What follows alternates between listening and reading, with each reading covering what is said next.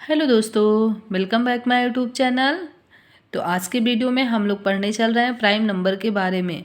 बहुत सारे बच्चे ऐसे होंगे जिनको प्राइम नंबर को समझने में प्रॉब्लम आती है, तो आज हम लोग इसको ऐसे पढ़ेंगे कि आपको कभी भी नहीं भूलेगा कि कौन सा नंबर प्राइम है, कौन सा नहीं है। तो यहाँ पे जो हमने डिफिनेशन लिखा, आप अपने मन से डिफिनेशन लिख सकते हैं जब आपको समझ में आ जाएगा। हमने जो लिखा है कि ऐसी संख्या, मतलब कोई भी ऐसी संख्या हो जो या तो एक से कटे या तो अपने आप से कटे, उसी संख्या को क्या कहा जाता है? अभाज्य संख्या कहा जाता है। यहाँ पे हमने एक डिफिनेशन और लिखा है कि ऐसी संख्या जिसके केवल दो फैक्टर हों, दो फैक्टर यानी अभी हम समझाते हैं क्वेश्चन में, उसे भी क्या कहा जाता है? अभाज्य संख्या। अब देखिए यहाँ पे हमने एग्जाम्पल लिखा है 2, 3, 5, 7, 11, 13।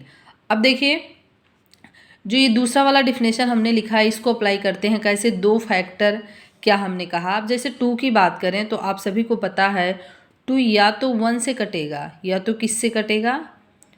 2 से। यानी इसके कितने फैक्टर हो गए? नंबर ऑफ फैक्टर 1, 2, दो नंबर ऑफ फैक्टर हो गए। अब देखिए 3 की बात करते हैं तो 3 भी किससे कटेगा? या तो ये 1 से कटेगा या फिर 3 से कटेगा। इसके भी कितने फैक्टर हो गए? 2 फैक्टर हो गए। 5 की बात करें तो या तो 5 से कटेगा या फिर 1 से कटेगा, 2 से। 7 का भी 1 होगा और 7 होगा। तो पहला वाला जो डिफिनेशन लिखा है कि या तो एक से कटे या तो अपने आप से कटे, वो भी इस पे अप्लाई हो रहा है। और जो हमने दूसरा वाला लिखा है कि ऐसा नंबर जिसके केवल और केवल दो फैक्टर हों, उसे क्या कहा जाता है?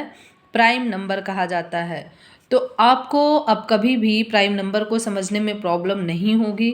एक क्वेश्चन आपसे पूछा जाता है कि सबसे छोटा प्राइम नंबर क्या है, स्मॉलेस्ट प्राइम नंबर क्या है।